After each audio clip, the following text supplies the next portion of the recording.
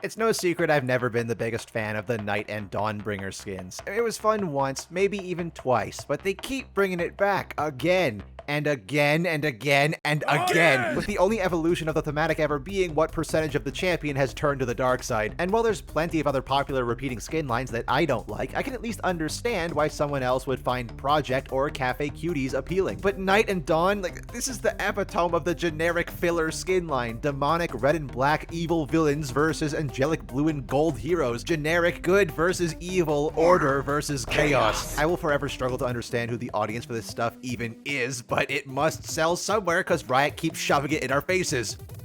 Even more so this time. Garbage! So because the thematic has invaded the Spirit Blossom Battle Pass, I guess alongside the ones releasing for this patch, I have to go back to talk about the old ones. So let's start with Nightbringer Evelyn. I was lucky enough to get an early preview of this one. Legitimately. Go to hell! And right from the get-go, I knew this wasn't going to be great just from the splash art. Like Twitch and Ivern before her, it has less detailed rendering, the subject only in view from the torso up, and the background is blurred beyond recognition. It's what I'd expect out of a TFT original splash art, though in some cases, even those could put this to shame. But as for the actual Evelyn skin itself, what she lacks in a unique recall or thematic fantasy barely distinct from her base design, she more than makes up for in how at least it's not as bad as Spirit Blossom Ivern. Garbage! 2 out of 10. Dawnbringer Janna. I was lucky enough to get an early preview of this one. Legitimately.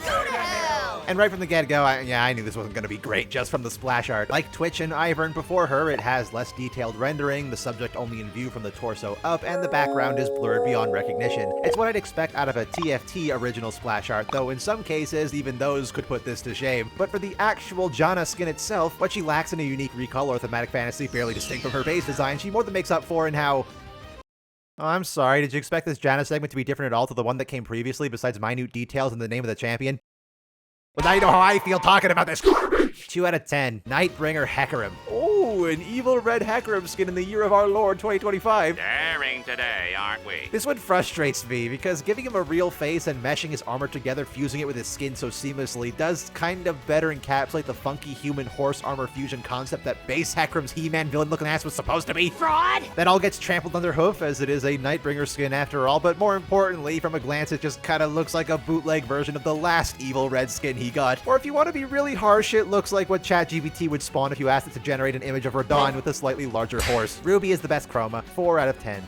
Dawnbringer Kalista. Kalista mains, I feel your pain. Besides 2 genuinely great skins, all the Spirit of Vengeance really has is blue esports and both forms of generic good versus evil slop. Like with Zed mains, even though he has a similar lack of skin diversity, at least they don't have to wait 3 years until he gets the next one. With Dawnbringer though, I do at least enjoy that Hecarim and Kalista finally are in a skin line together and that she got to be in some way some kind of foil to his evil. I just wish it wasn't in this skin line, partially because they made her blue. Again, I swear half the time they just default to making her blue. Half the chromas for this skin are blue. Why? Obsidian is the best chroma. 4 out of 10. Nightbringer Yumi. What? But I thought it was supposed to be a legendary. I mean, the parasites of the internet said so, didn't they? It's almost like leaking and potentially even falsifying information completely warps community expectations to something entirely unrealistic that will never be met by the real final product.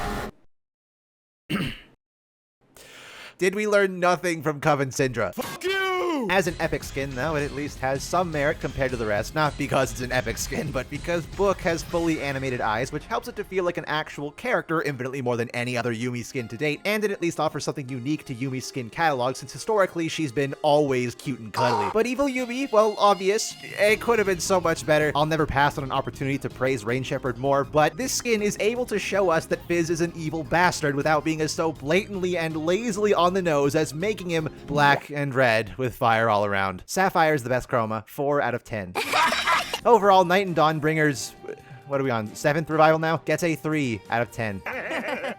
I don't get it. I don't get why there's so many of these skins. I don't get why they never evolve aesthetically in any meaningful way, and especially I don't understand who keeps buying them. But those are just my thoughts. What do you fellas think of the Night and Dawnbringer skins? I guess the ones on PC, but maybe also the ones on Wild Rift that I refuse to talk about for this video because I already went insane enough talking about 5 of these jokers. But until next time, fellas, Yunara is on the way soon with the accompanying Spirit Blossom Spring skins. And while this aesthetic definitely isn't to my taste either, it will probably sell significantly more than these guys. Seriously, like, who is gonna spend money on Dawnbringer Kalista?